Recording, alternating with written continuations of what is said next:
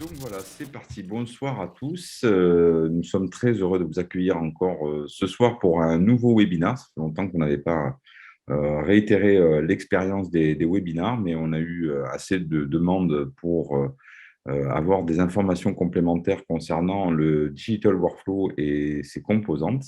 Et donc, nous avons la chance ce soir d'avoir le docteur Charles Mathieu et Antoine Blondel qui vont nous parler de leur expérience et de leur collaboration sur ce flux numérique en implantologie. Mais avant de leur laisser la parole, voilà, on va alors, voilà, Charles Mathieu et Antoine Blondel, comme vous le voyez, il est beaucoup plus beau en vrai. Donc ça, c'est l'avantage aussi qu'on a ce soir de rencontrer réellement les gens.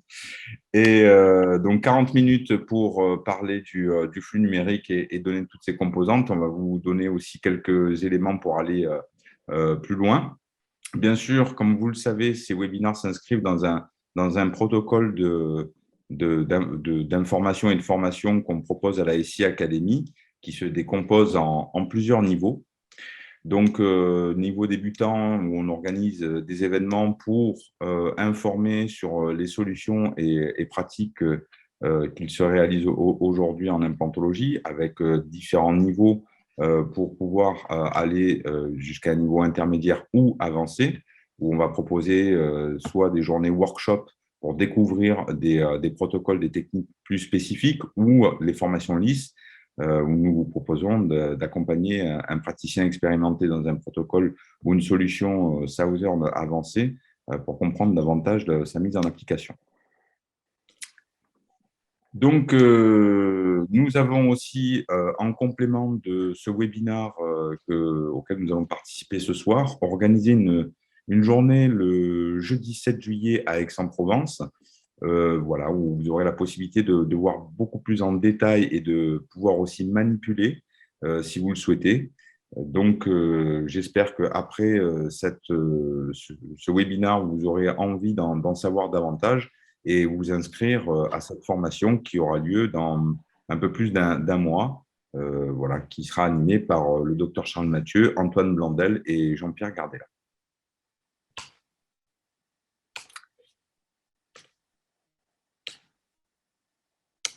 J'avance un peu. Une information aussi importante que nous avions envie de vous partager, c'est le congrès que nous organisons en fin d'année à Nice le 14 et 15 octobre, qui sera un congrès international organisé avec l'ensemble des filiales de Southern Implant présents en Europe, qui sera aussi l'occasion pour Southern Implant de fêter ses 5 ans de présence en France. Donc, ça va être une belle fête, un bel événement où nous avons concocté un programme scientifique de grande qualité sur ces 2 jours, avec des blocs spécifiques par matinée et après-midi qui vont aborder l'ensemble des thématiques rencontrées et les problématiques rencontrées en chirurgie orale. Donc, voilà, tout, on va balayer l'ensemble des sujets avec nos meilleurs conférenciers.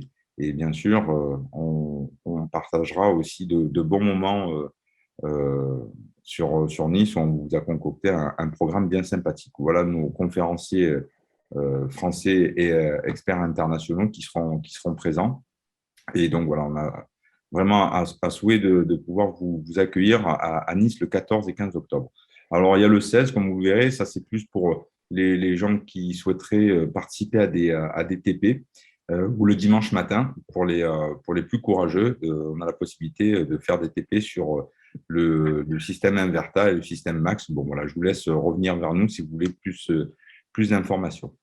Voilà, vous trouverez tous les éléments pour vous inscrire sur la page web qui est dédiée à l'événement, qui est le SIEC 2022.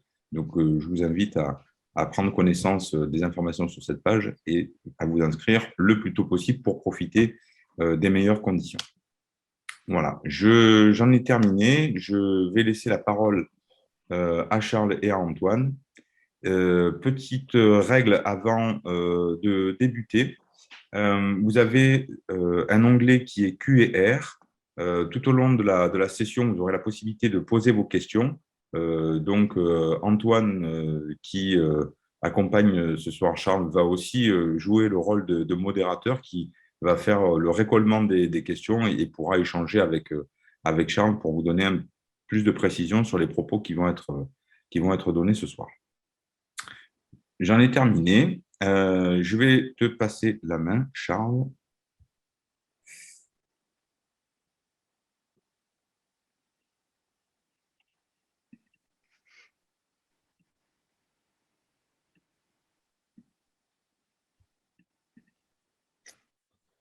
Voilà. Et en attendant, je vais couper mon écran et je vous dis à tout à l'heure.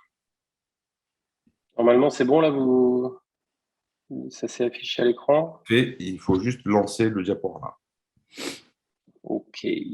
J'aimerais bien conserver vos têtes parce que c'est vrai que l'exercice du webinaire n'est pas forcément super cool. Mais ça va bien se passer. Sache qu'on est là, Charles. Ouais, mais ça me rappelle le confinement. J'en ai fait pas mal Oui. pendant le confinement. Je suis enfermé dans mon sous-sol. C'est cool. Eh ben, bonsoir à tous. Je suis content d'être là, comme à chaque fois d'ailleurs, avec Antoine pour parler du digital workflow, du flux numérique, du flow, comme vous pouvez l'entendre aujourd'hui dans différentes presses dentaires. Sujet moderne, sujet qui intrigue, qui peut être vu de différentes manières. Et donc, on va essayer ce soir de parler de ça simplement, au travers de cas qui sont finalement assez simples. Et on va voir comment on peut utiliser le numérique pour qu'il nous aide, parce qu'il faut bien se rendre compte que si c'est que du gadget, ça ne sert à rien. Il faut essayer de trouver dans le numérique quelque chose qu'on va pouvoir, dont on va bénéficier et qui va nous apporter quelque chose en plus de ce qu'on n'avait pas avec les méthodes traditionnelles. Hop. Alors, pour se présenter rapidement, moi je suis chirurgien dentiste à Amiens dans les Hauts-de-France, en Picardie-Maritime. Et voilà, je pratique que de la chirurgie actuellement depuis le post-Covid, dans un cabinet de groupe où on est tout un ensemble. Vous voyez la petite photo en bas, on est pas mal à bosser. Je suis avec Antoine qui est cofondateur du laboratoire Brocos avec Vivien, qui sont des prothésistes talentueux, surtout pour ce qui concerne Vivien, parce qu'Antoine est plutôt ingénieur, il s'occupe de la partie guide, etc., qui a monté d'ailleurs sa boîte qui s'appelle The Guiding Effect pour faire des guides chirurgicaux. Et donc, c'est ce trio qui va permettre de travailler avec le numérique, parce qu'on peut bien évidemment, c'est difficile de gérer le numérique seul, et une fois qu'on a récolté les données numériques, il faut les exploiter. Et ça, il faut des laboratoires, moi je dis 2.0, mais bon voilà, il faut des laboratoires qui sont en capacité de gérer ces informations et de nous les retransmettre aussi bien, voire mieux que ce qu'auraient pu nous donner les méthodes traditionnelles. Alors, je veux vous rassurer, on a tous un flux numérique aujourd'hui, on a tous un flow, qu'il soit basique comme la photographie ou tout simplement le fait de regarder un Conbeam et de l'analyser, c'est déjà du flux numérique, puisqu'on va déjà avoir une réflexion digitale sur le projet qu'on va entreprendre, qu'il soit prothétique ou numérique.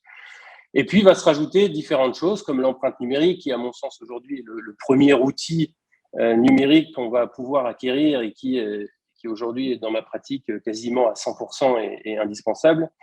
La chirurgie guidée, la planification implantaire, bien sûr. On va pouvoir rajouter des choses comme la dynamique occlusale en 4 dimensions, le Mojo et autres systèmes de ce type-là. Toutes les machines de laboratoire que le laboratoire va avoir, comme les imprimantes 3D, qu'on peut aussi avoir au cabinet. Je vous montrerai, moi j'ai une imprimante que j'utilise, toujours en adéquation avec Brocos. Et puis, bien sûr, ces fameux laboratoires 2.0. On pourrait y ajouter le FaceScan, on pourrait y ajouter des petites choses comme ça numériques que moi, je n'utilise pas, mais qui sont également, qui font partie du panel de choses qu'on peut avoir. Donc, vous voyez les photos, l'empreinte numérique que vous connaissez, le CBCT, la chirurgie guidée, le système Mojo, on le reverra un petit peu tout à l'heure sur le dernier cas, les empreintes 3D, et puis nos fameux laboratoires 2.0. Ça, ce sont les choses avec lesquelles on va travailler tous ensemble et qu'on va pouvoir moduler. Quand je vous disais tout à l'heure, le flux numérique, c'est surtout votre flux numérique, c'est-à-dire que vous le démarrez et vous l'arrêtez quand vous voulez, ce flux numérique. Il n'y a pas de vérité. Vous voyez des tas de choses aujourd'hui sur les réseaux, sur Internet, sur les publications, dans les conférences. Vous avez des conférenciers qui travaillent 100% numérique, qui vont très, très loin dans le numérique. Vous avez des praticiens qui utilisent qu'une seule partie. Ça peut être simplement l'empreinte numérique. Ça peut être le simple fait de planifier sur votre CBCT.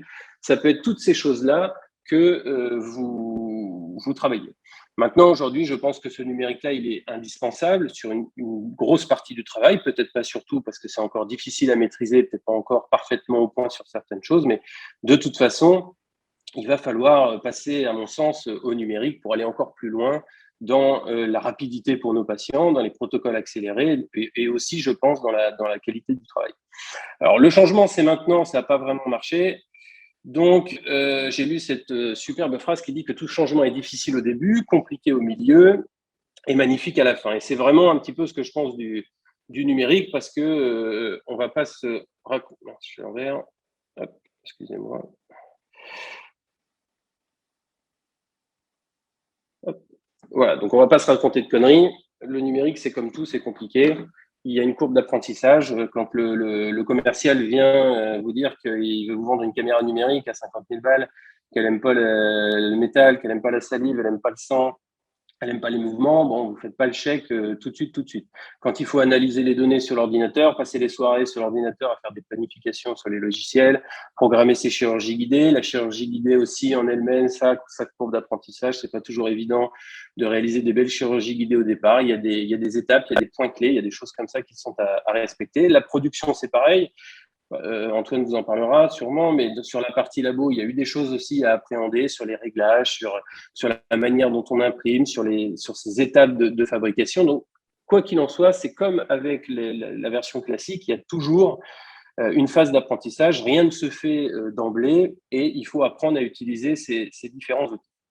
Alors, Sauser Daplan a mis en place un système de chirurgie guidée qui est intéressant. Alors, moi, je ne suis, pour ma part, pas très chirurgie guidée, je l'avoue. Je suis d'une génération et de formateurs qui m'ont appris à ouvrir, à regarder, à voir ce que je faisais. Donc, je n'aime pas trop la chirurgie guidée. Maintenant, j'en fais quelques-unes parce que ces systèmes-là sont pratiques et justement parce que la planification implantaire et tout ce travail en amont numérique m'a donné envie d'y aller parce que c'est vrai qu'il y a une certaine prédictibilité, il y a un certain résultat quand tout fonctionne bien qui est très intéressant. Donc ce système, il est ultra simple parce que vous pouvez l'utiliser avec tous vos systèmes de chirurgie, tous vos forêts de chirurgie. Vous avez un mandrin classique, là où c'est marqué GS4, qui va permettre de visser des espèces de douilles avec des espacements qui vont permettre de descendre à la bonne profondeur dans votre guide de chirurgie. Et sur ce mandrin, vous allez pouvoir adapter vos forêts, ce qui est extrêmement pratique.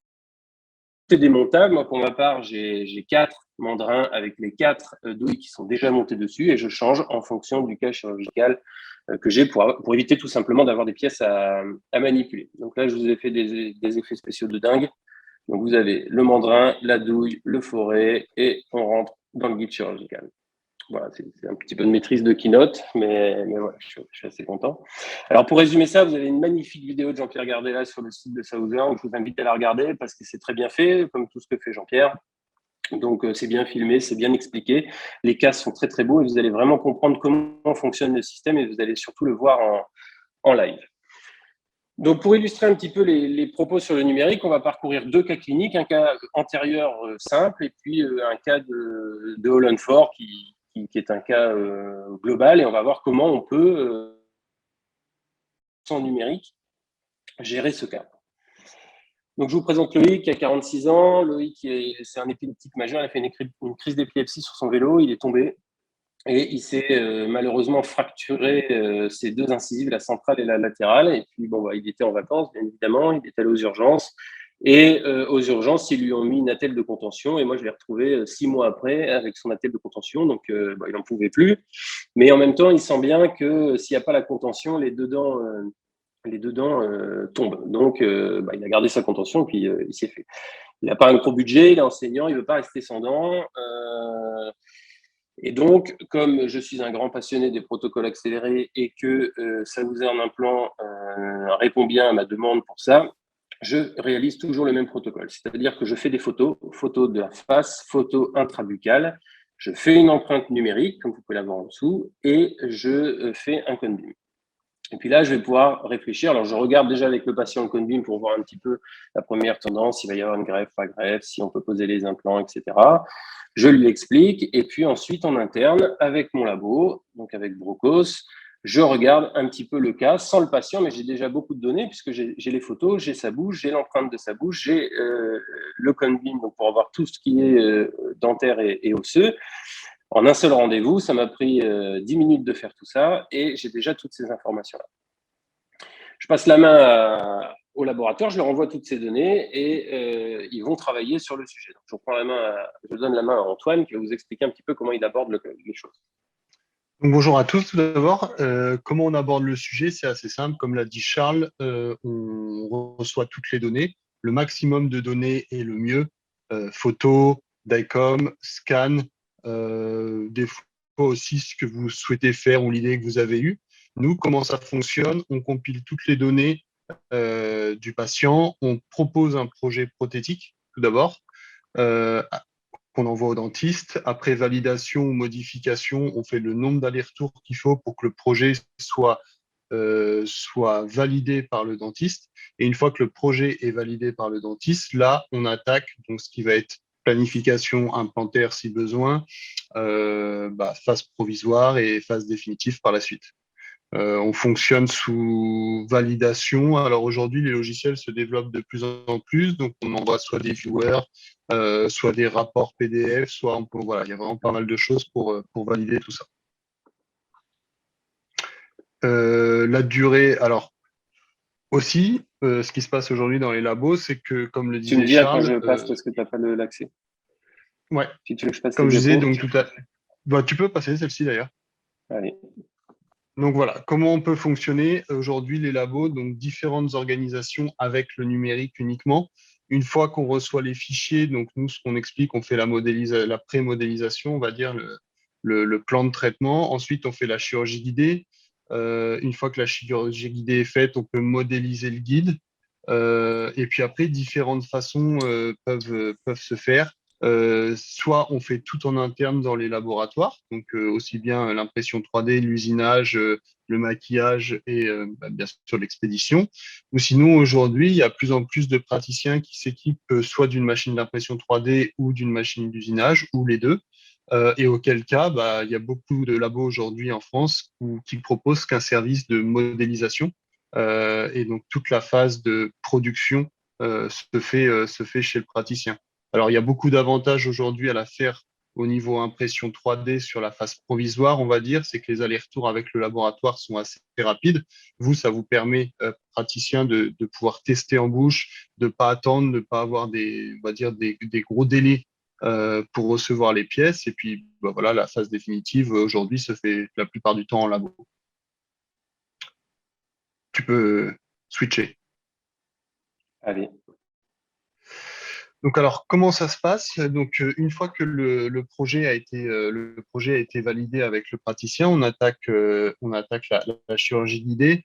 Donc là, c'est un cas qui est fait sous un plan studio. Aujourd'hui, voilà, il y a pas mal de logiciels disponibles sur le marché. À votre convenance de choisir. Nous, pour les laboratoires, c'est plus facile d'utiliser des logiciels, on va dire, voilà, 3Shape, Exocad, c'est quand même des logiciels qui sont assez connus sur le marché. Nous, voilà, c'est des logiciels qu'on possède et on fait tout notre travail dessus. Comment ça se passe? Donc, on crée la fiche de commande, comme vous voyez sur l'image du dessus. Donc là, c'était 21 et 22 à planifier. Après, donc, il y a une étape de matching. Ensuite, on place les implants.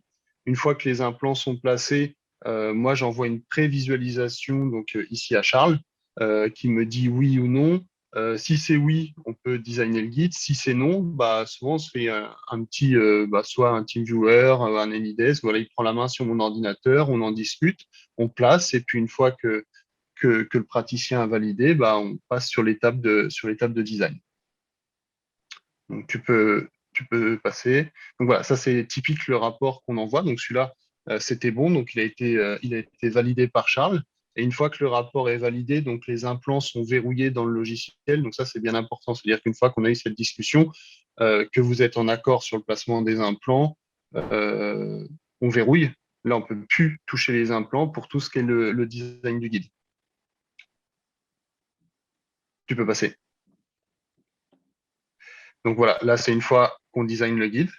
Donc là, après, alors là, pour l'exemple de Charles, par exemple, une fois que j'ai designé le guide, Charles possède une imprimante 3D de marque Formlabs. Donc ce que je lui fais, c'est que je calcule le fichier. Comme ça, je lui envoie directement le fichier. Lui, il met le fichier dans son imprimante et il n'a plus qu'à imprimer.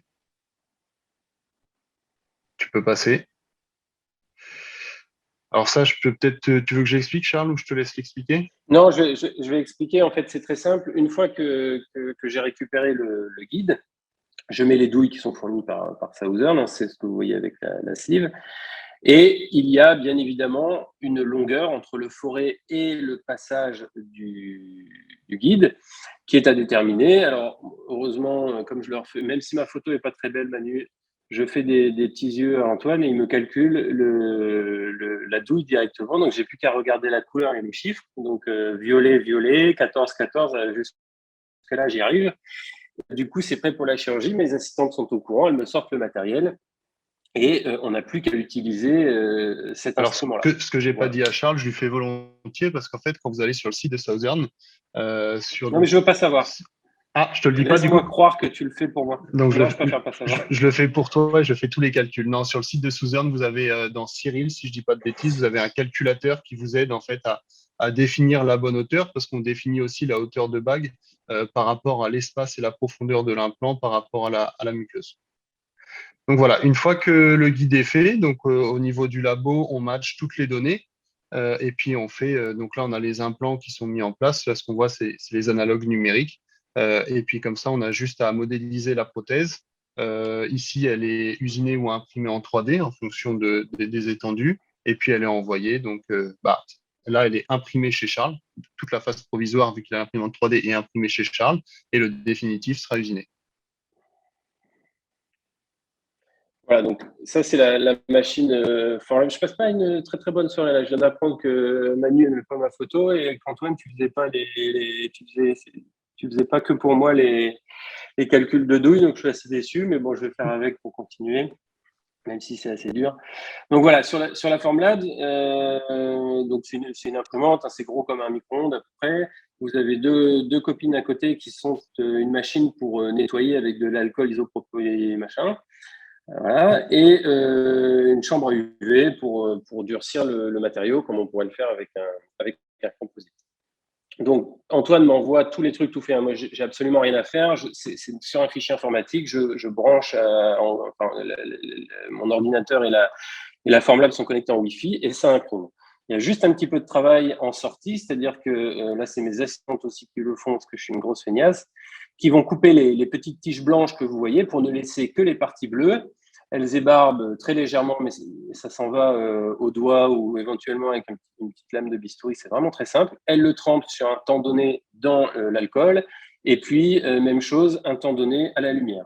Ensuite, il y a un petit vernis à appliquer. On remet 5-10 minutes à la lumière et c'est prêt. En gros, pour imprimer un petit truc comme ça et le faire définitivement, il faut 1h30 quoi, à peu près. On va passer à la chirurgie. Donc, je précise, mais bon, c'est pas tellement étonnant que mes photos ne sont pas retouchées. Elles sont déjà pas terribles, mais si en plus elles étaient retouchées, ce serait scandaleux. Donc voilà, la chirurgie, rien d'extraordinaire. Extraction atraumatique, hein, on voit bien que les dents étaient réellement cassées, on ne les a pas recassées derrière, elles tenaient vraiment plus. On a notre guide chirurgical trempé dans la bétadine. On fait notre curetage, nettoyage, ça vous connaissez, et on va positionner notre guide chirurgical. Alors idéalement, ce guide chirurgical, il faut l'essayer avant. Si vous pouvez faire venir le patient avant, c'est mieux. Alors moi, je ne le fais pas parce que quelque part, je suis capable de faire cette chirurgie sans le guide. C'est un petit plus. Intellectuellement, ça m'intéresse aussi, la chirurgie guidée. Donc voilà, je l'essaye ce jour-là. Et vous avez des fenêtres que fait Antoine qui vont nous permettre de vérifier que le guide est bien positionné. C'est ce que vous voyez sur les petites flèches bleues. Et on va s'assurer que le guide est parfaitement positionné. Sinon, on induit bien évidemment des erreurs sur la pose des implants. Donc, je vous ai fait une petite vidéo où vous voyez la douille et puis vous voyez, donc c'est vraiment une douille qu'on va descendre dans le guide. On maintient bien le guide pour pas qu'il bouge.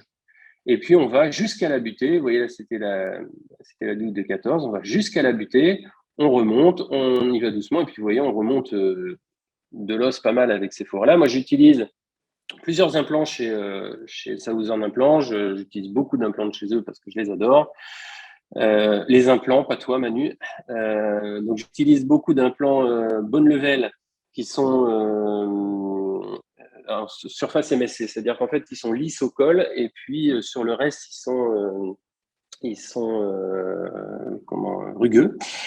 Et j'utilise beaucoup d'implants tissu level, j'utilise beaucoup de coaxis. D'ailleurs, c'est un cas que j'ai fait il y a quelques temps maintenant, et ce serait aujourd'hui, j'utiliserai un col angulé pour ce cas, mais bon, voilà, je l'avais fait avec des implants droits.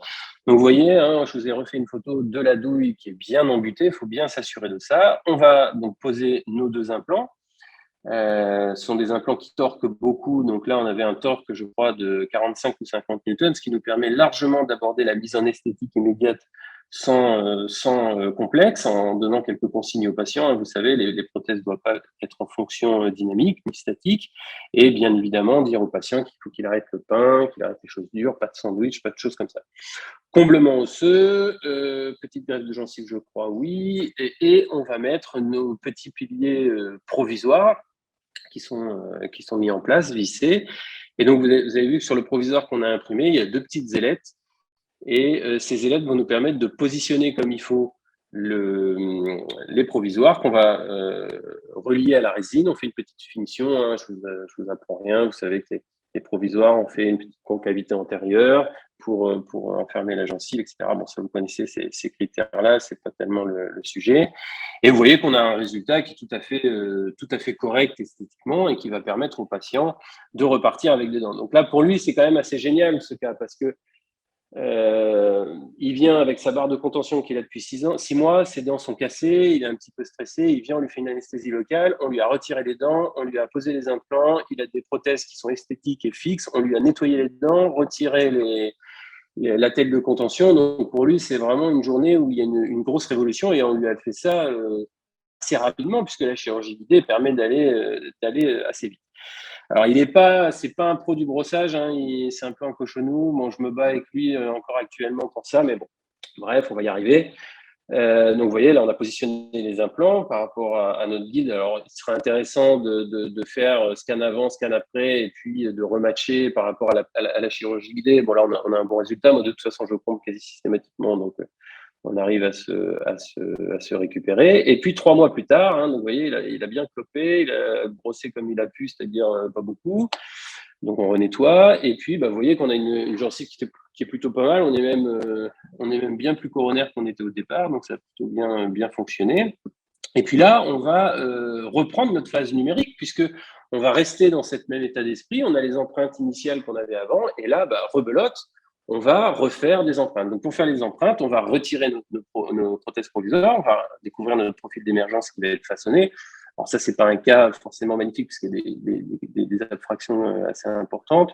Mais bon, voilà, on a un beau profil d'émergence, et on va positionner ce qu'on appelle des scan body, qui sont sur l'écran en haut à droite, des petits piliers repérables par le laboratoire, c'est-à-dire qu'en fait, on va scanner ces piliers, ces scan body, et le laboratoire a la réplique numérique de ces scan body qui correspondent à un implant. Donc à partir du moment où il superpose le scan body qu'il a dans sa bibliothèque au scan body qu'on a mis en bouche, il va avoir la position de l'implant, l'enfouissement de l'implant et le type d'implant également au niveau de son empreinte.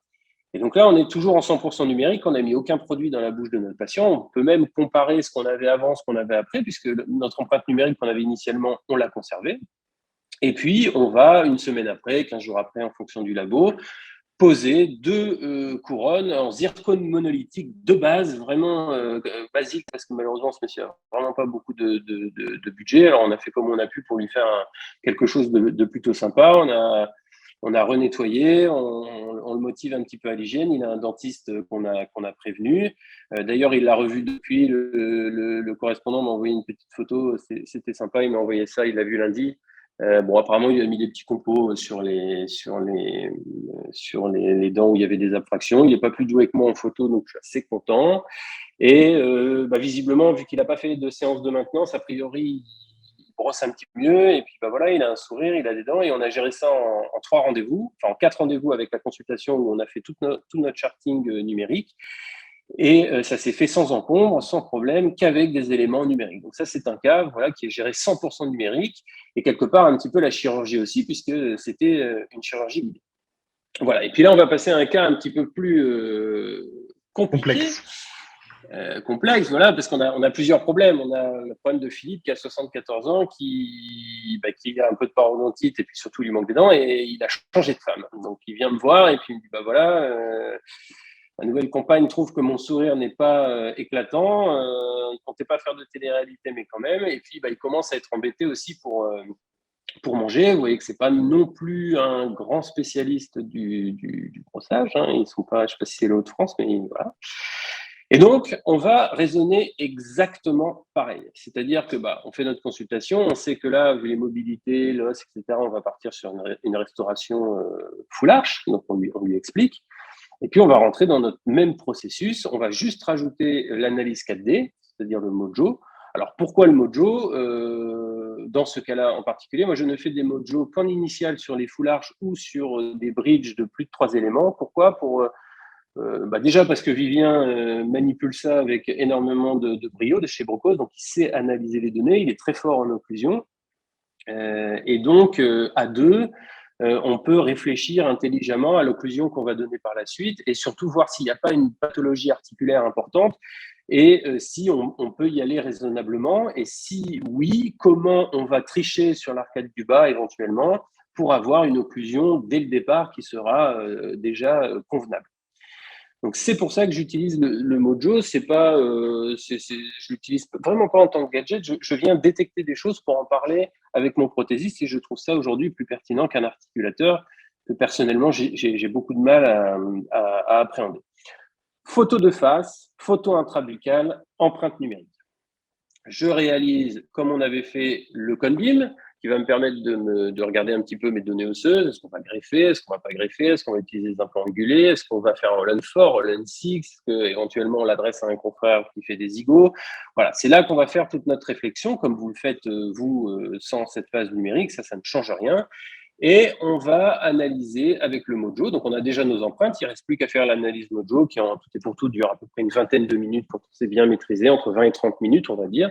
Et on va analyser l'ouverture, la fermeture, la déduction, droite-gauche, la propulsion, le guidage antérieur. On va analyser toutes ces choses-là. Alors, moi, je commence maintenant d'en avoir fait quelques-uns, donc je commence à appréhender la machine, mais sans Vivien, je ne serais rien pour l'analyse du Mojo parce que c'est vraiment des données qui, si elles ne sont pas exploitées par quelqu'un qui sait faire, ça ne sert absolument à rien. Donc là, je repasse la parole à Antoine qui, et eux, vont commencer le Smile Design et tout le projet prothétique et chirurgical qu'on va élaborer ensemble. Exactement. Donc, plus l'avantage, c'est que plus on a d'infos, plus on peut aller loin en fait dans le processus laboratoire. Donc là, pour ce cas-là, on a eu les photos. Donc, on va commencer par un smile design pour, on va dire, redonner une esthétique pour l'instant au sourire. C'est une vidéo, Charles? Non, c'est juste la photo. Voilà. Parfait. C'est le smile design. Donc voilà, là, on valide un peu l'esthétique. Pour l'instant, on n'a pas encore parlé de fonction, hein. On n'a pas encore intégré le Mojo, là on est juste uniquement sur de l'esthétique. Donc on essaye tout d'abord de valider le projet avec le praticien et avec le patient. Donc on envoie le projet au praticien qui voit avec le patient. Une fois que le projet est validé, tu peux passer. Donc voilà, une fois que le projet est validé, et ben, nous on va analyser pour savoir si d'une part on a de l'os, ce qu'on va pouvoir faire. Donc ça, c'est la partie, nous, voilà, au laboratoire, la spécialité, c'était, comme le disait Charles, c'était la gestion de l'occlusion et les lectures au niveau du Mojo. Donc là, on essaye tout d'abord de replacer les dents par rapport à l'os, d'une part. Ensuite, on fait des coupes pour savoir à peu près. Donc voilà, on était sur un Holland 4, donc on sait que ça sort en 2 et en 5 avec l'angulation. Donc, on regarde un peu ce qu'il y a au niveau osseux. Tu peux continuer.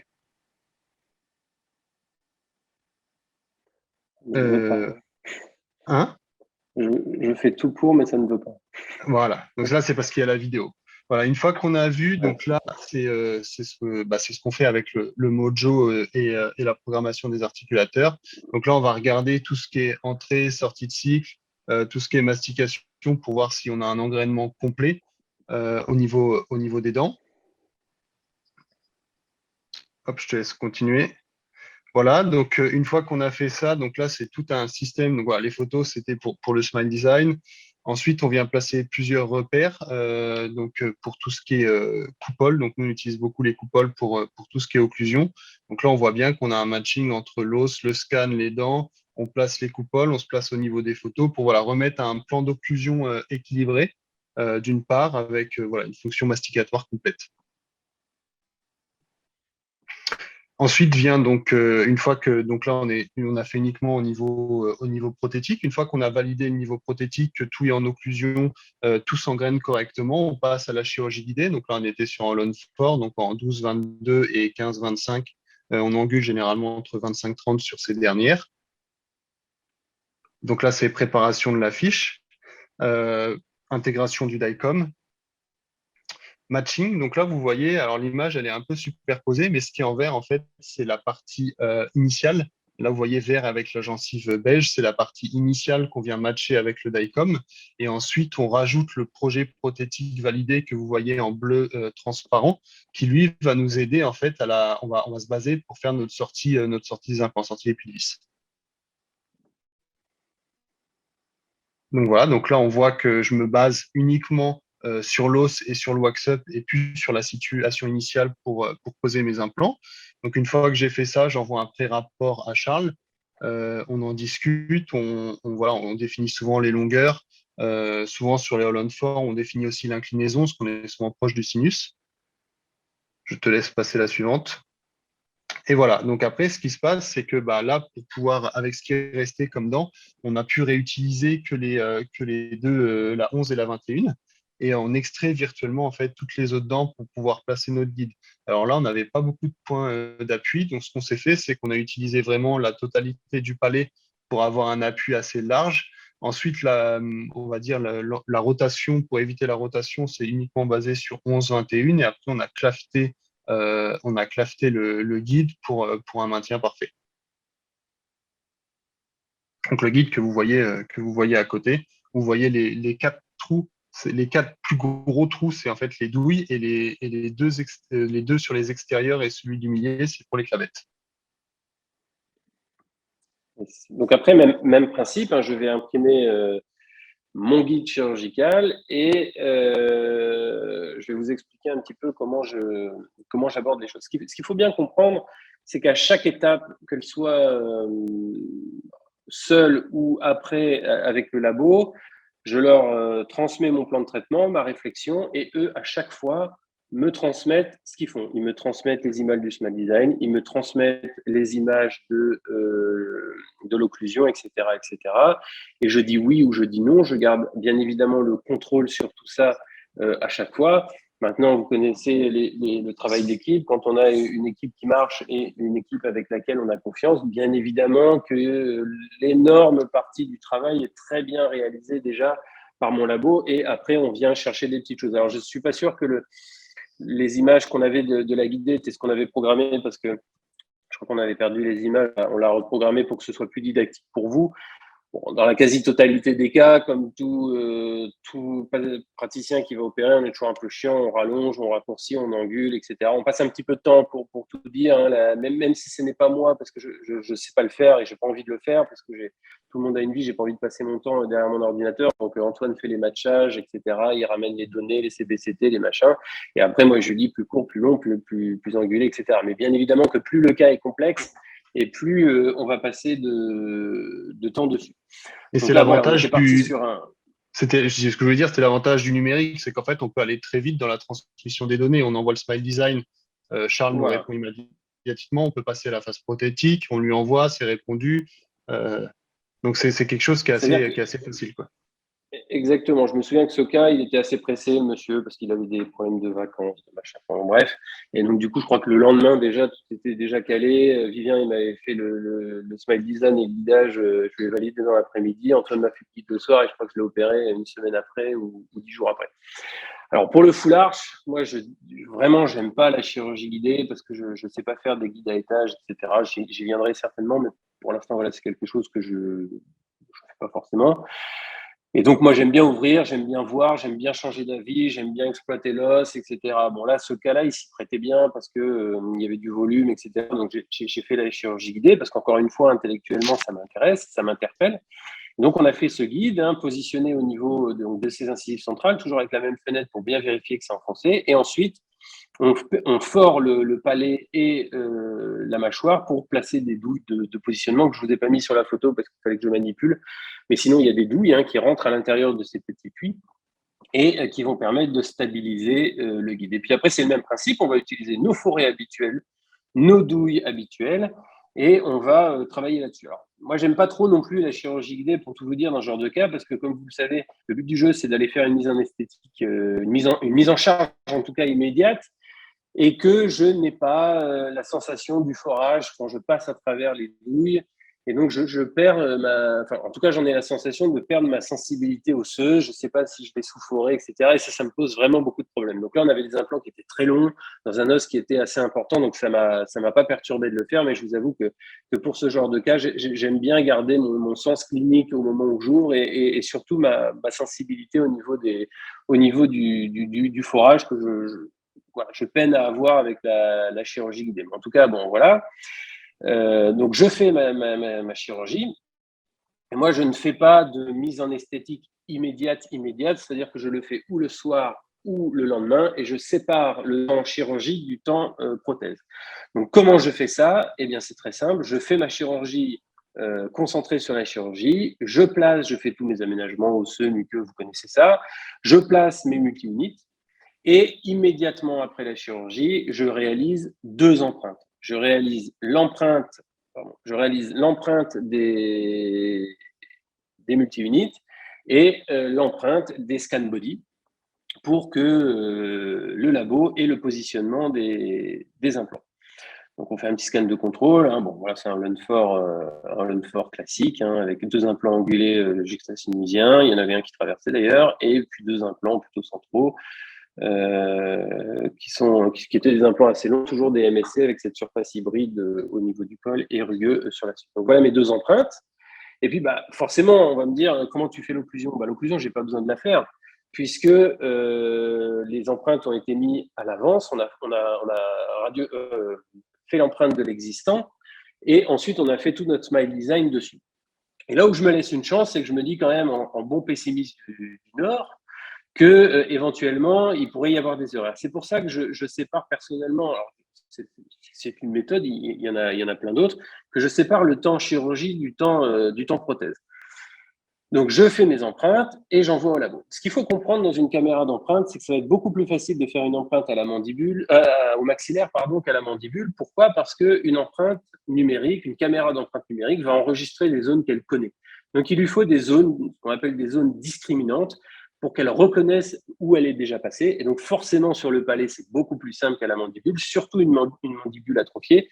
Et le seul cas aujourd'hui où j'utilise pas d'empreinte numérique, c'est pour les mandibules atrophiées parce que j'ai vraiment beaucoup de difficultés à le faire. Donc, je continue de faire des empreintes plates de manière traditionnelle. Mais en dehors de ça, à partir du moment où j'ai des crêpes, où j'arrive à isoler à peu près la salive, je travaille avec les assistants, les écarteurs, etc. Il y a toute une technique après qu'on apprend et qu'on pourra découvrir ensemble éventuellement si vous êtes intéressé le 7 juillet, où on apprend un petit peu comment on va faire une empreinte numérique. C'est pour ça que je vous parlais de courbe d'apprentissage, parce qu'il ne s'agit pas de mettre la caméra dans la bouche et d'obtenir son empreinte. C'est un peu exaspérant au début, on a envie de l'acheter par la fenêtre, et puis après on comprend comment elle marche et on comprend comment on peut appréhender les difficultés qu'elle a, justement en comprenant comment elle marche.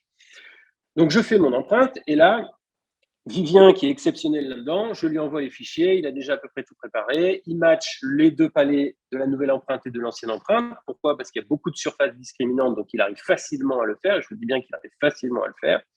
Et il me fait le bridge provisoire qu'il m'envoie encore une fois sur mon ordinateur et que je vais imprimer et préparer dans l'après-midi. Donc, je vous ai parlé tout à l'heure, donc ça sort comme image du milieu. Donc, on coupe les petites tétines, on le polit et ensuite on applique un vernis. Donc, toujours le même principe, alcool, lumière, et puis on obtient notre bridge. Je revois le patient le soir ou le lendemain et je lui visse son appareil provisoire en mise en charge immédiate, mise en esthétique immédiate, et vous voyez qu'il y a un résultat qui est déjà assez saisissant. Alors après, on peut avoir une discussion sur plein de choses, qu'on aura peut-être le 7 et je l'espère, sur imprimé plutôt que d'avoir quelque chose qui est usiné et relié. On pourrait aussi discuter de l'intérêt ou non, du risque ou non de mettre des dents en extension. Pour ce cas-là, j'avais choisi de le faire parce que j'avais vraiment une belle occlusion de Vivien. Mais ça, c'est des sujets où on est encore, je ne dis pas qu'on est sans réponse, mais il n'y a pas d'évidence-base, il n'y a pas de choses comme ça là-dessus. Je vous avoue que dans la quasi-totalité des cas, je ne mets pas ces extensions. Je m'arrête au dernier point de vissage comme on le ferait en méthode traditionnelle. Mais voilà, on essaye de réfléchir, de faire avancer les choses, de changer les designs des provisoires pour obtenir des résultats aussi simples et aussi jolis que celui-ci. Et le patient, déjà, il repart comme ça le lendemain. On a déjà gagné une bonne partie du combat. Je pense que sa nouvelle femme est déjà assez contente de nous. Donc, je ne sais pas s'il nous avait dit merci. D'ailleurs, je me renseignerai. Et puis, on va le laisser. Alors, quand je vous dis qu'on laisse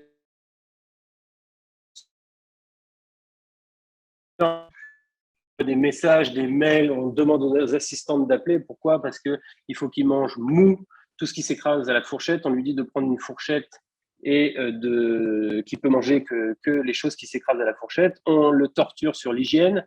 On vérifie les vissages régulièrement, etc., etc. Et puis, on va l'emmener jusqu'à 4 à 6 mois. Et au bout de 4 à 6 mois, même principe que tout à l'heure, on va dévisser notre bridge provisoire et on va faire les empreintes définitives. Donc, on a nos profils d'émergence. Et puis là, on va de nouveau se dire, voilà, qu'est-ce que je fais? Est-ce que je fais une empreinte traditionnelle au plâtre pour prendre mes implants? Est-ce que je reste sur le numérique? Comment je fais? Est-ce que je peux faire l'un ou l'autre ou les deux? Et bien sûr, vous pouvez faire les deux à partir du moment où ça marche. Donc là, dans la même logique, on a décidé de continuer avec le numérique. Donc, on prend une empreinte de ce qu'on a. Pourquoi? Parce qu'éventuellement, on a fait des petites retouches le jour de la pause. Le patient a pu user un petit peu. Donc, on va reprendre l'existant. Et Vivien, toujours pareil, il va réussir à matcher les deux images et il va corriger. Alors là, pour le coup, on était plutôt pas mal. Donc, on va faire notre empreinte numérique. Vous voyez qu'on obtient des images qui sont absolument superbes. Et on va réaliser le bridge provisoire. Là, ici, on a utilisé de la katana pour ne pas utiliser quelque chose de trop dur. Il voulait vraiment quelque chose d'esthétique. Il m'a mis un veto complet sur le résine. Alors bon, personnellement, moi, je suis pas un grand fan des choses sans fausse gencive parce qu'on sait pas bien comment ça va évoluer. Là, c'est une demande du patient. Moi, si ça avait été moi, j'aurais fait un résine fausse gencive avec des dents un petit peu plus courtes et j'aurais mis une barre. Bon, il a pas voulu, donc on écoute un petit peu aussi le patient. Je pense que c'est pas je pense qu'on n'a pas compromis les choses en faisant ça. Mais vous voyez qu'on obtient quelque chose de très esthétique et de surtout reproductif.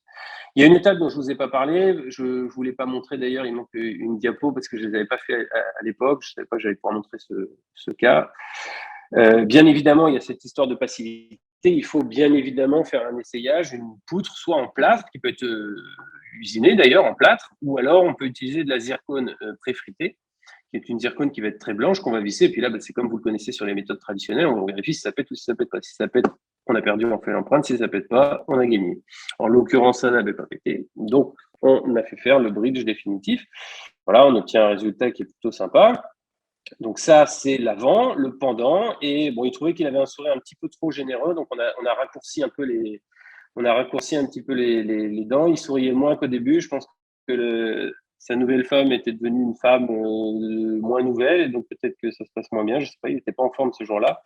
Mais en tout cas, voilà, elle était très contente. Merci d'avoir écouté. J'espère que ça vous a plu. Tout ça pour vous dire que on est un tout petit peu en retard, Manu, mais pas de beaucoup. De 5 minutes. Tout ça pour vous dire quoi? Pour vous dire que je pense qu'aujourd'hui, le flux numérique est indispensable. Je pense qu'il faut le démarrer gentiment et que la meilleure chose pour le démarrer, c'est bien évidemment de planifier vos chirurgies sur un logiciel de planification ou sur votre Conbeam tout simplement. C'est déjà la première étape intellectuelle et je pense que vous le devez bien aux patients de déjà planifier et de voir tous les problèmes que vous allez pouvoir rencontrer. Ça, c'est la première démarche numérique.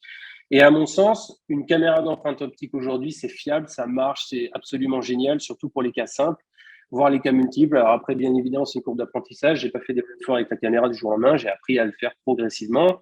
L'année dernière, on a dû sortir, je crois, entre 15 et 20 full arch, quasiment totalement numériques, à l'exception, je crois, de 2 ou 3 qui ont été faits à la mandibule uniquement avec des empreintes au plâtre classique parce que c'était trop compliqué. de faire les empreintes. Donc ça, c'est encore des choses qu'on n'y arrive pas à faire, mais voilà, c'est une première étape. Et puis après, c'est comme tout, soit on adhère, soit on n'adhère pas. Mais quand on adhère, on va y trouver quelque chose. Il faut que le numérique vous apporte quelque chose, soit en rapidité, soit en qualité, soit dans la logistique. Pour ma part, je n'avais pas au niveau laboratoire ce qu'il me fallait pour faire ce genre de travail. Tout était loin. Paris, c'est loin. Pour moi, on est à 130 km, mais voilà, les déposer des empreintes qui se baladent par la poste, c'est compliqué. Et là, le numérique me permet de communiquer quasiment dans l'instant avec le laboratoire. Je peux corriger les problèmes. Si j'ai un bridge numérique, si j'ai un bridge qui casse, s'il faut le refaire au labo, que le labo est à Paris, il y a une journée de transition, là, j'appelle le labo, je l'ai dans mon ordinateur, je réimprime. S'il faut faire une modification, le labo me fait la modification et je réimprime chez moi. Donc, j'ai un confort que je suis venu trouver par le numérique. Voilà. Merci Manu pour ta confiance. Je vais changer ma photo, c'est promis. Et j'espère qu'on va se retrouver très vite pour faire d'autres trucs comme ça, parce qu'on apprend tous à faire ça. Moi, le premier, et puis c'est sympa. Bon, pas moins sympa en webinaire qu'en vrai, mais c'est sympa quand même. Bon, malheureusement, Voilà. Charles, je dois te dire que tu as été tellement clair qu'on n'a aucune question. Ah, voilà. Personne n'a rien merci. compris et ils se disent, mais il est fou celui-là, mais pourquoi il fait ça? On va Phil, faire des la empreintes au petit et des... première question, belle présentation. Merci. Non, mais je pense que le propos était clair et merci voilà, d'avoir respecté le temps, parce que là, pour le coup, On a essayé, on est a... vraiment dans le timing. Après, on sait très bien qu'il y a beaucoup d'étapes à développer et des petits tours de main à comprendre. C'est pour ça qu'on a souhaité faire ce webinaire pour être un préambule à la formation du 7 juillet. On espère que vous aurez compris la démarche d'accompagnement qu'on souhaite apporter. Et bon, merci Antoine, merci Charles pour votre travail et notamment aussi pour poser les implants sur implants. Je pensais que c'était plus pour moi que tu le faisais, mais finalement, non, c'est plus pour les produits. Donc, je suis encore. Eh bien, non, figure-toi, c'est pour les implants. Alors, justement, c'est intéressant parce que tu vois, ce cas-là, c'est pareil. Le cas de Holland 4, aujourd'hui, en postérieur, j'aurais mis des implants angulés directement et pas des. Parce que ma crainte vient forcément de cette connexion au niveau du bord juxta-osseux. Et donc, ce serait aujourd'hui, je mettrais des implants angulés, des coaxis à 24 ou plus, et éventuellement même avec une connectique externe, pourquoi pas. Et c'est pour ça que c'est bien aussi de revoir les choses, parce que là, en revoyant, je vois que c'est 2 cas aujourd'hui, peut-être, je sais pas, ça doit peut-être avoir 2 ans, je ne sais rien, 1 an ou 2. Je ne referai pas forcément pareil. Et justement, par ces réflexions, on peut regarder les images, les photos, c'est toujours intéressant de revoir ce qu'on a fait. C'est tout l'intérêt du numérique et notamment de s'inscrire dans ce protocole, c'est qu'on iconographie et de fait, on a la possibilité de revoir et d'être assez critique par rapport à son travail. Donc, la démarche est aussi intéressante. Bon, eh bien, nous n'avons pas plus de questions, donc nous allons terminer ce webinaire et je vous remercie encore pour votre implication et votre travail dans le partage de votre expérience. Et j'espère vous dire à tous au 7 juillet. Donc, n'hésitez pas, voilà, si vous avez des questions concernant l'inscription, nous tenons à votre disposition et vous trouverez toutes les informations, bien sûr, sur le site de southernImplant.fr.